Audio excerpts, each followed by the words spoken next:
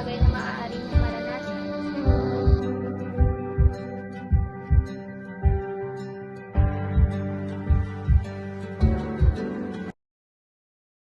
Gusto mo ba talagang malaman, Apo? Opo. Hindi si Laida ang una kong minahal, pero nagpapasalamat pa rin ako na siya'y dumating sa buhay ko. Sino po yung pinakauna mong minahal, Lo? Si Stella, mabura ang iyong mga larawan. Di alam kung saan tutungo ang mga habang patalikod naghihingalo. Ang lapis na ginamit sa kwento nating naulot. Bawat buklat ng aklat binabalikan. Mga liham na ang laman, ligayang dala. Ikaw lang ang may akda sa lahat ng pahinang sinulat ng tadhana. Ikaw at ikaw pa rin ang yugtong paulit-ulit kong babalik-balikan. Sigaw ay ikaw pa rin. Patuloy kong panghawakan ang iyong mga salitang hindi na nakikita sa tingin ng iyong mga mata. Ngunit kung sarado na ang puso sa nadarama, pwede bang isipin mo kung bakit tayo nagsimula?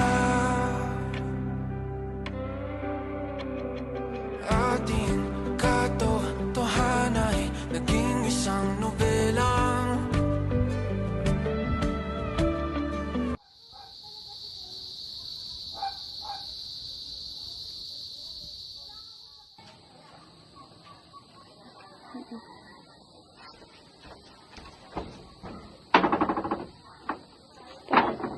Nakauwi na po ako.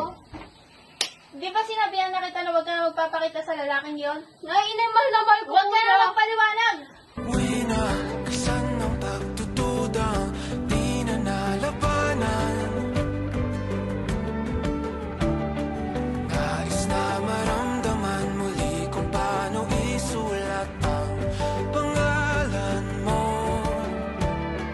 Ngunit bawat letra'y mahirap nang iguhit dahil binubuo nila ang iyong mga pangako.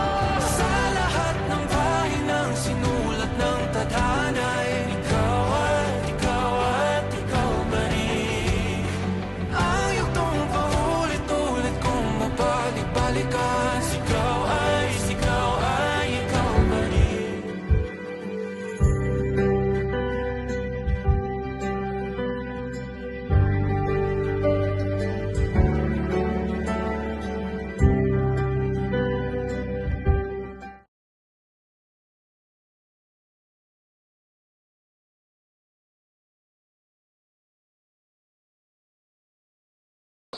Bakit hindi niyo na lang po siya in-text o chat, Lo?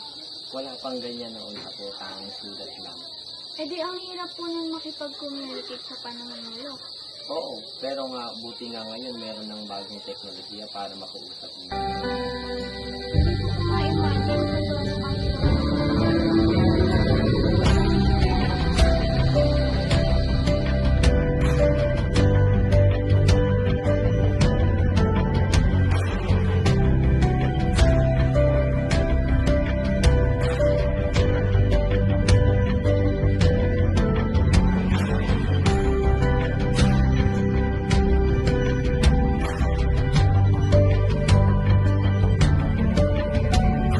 Mula sa wakas na di matuklasan, babalik kung saan di na natagpuan ng mga matang nakatanaw sa umpisa ng yugtong di na sana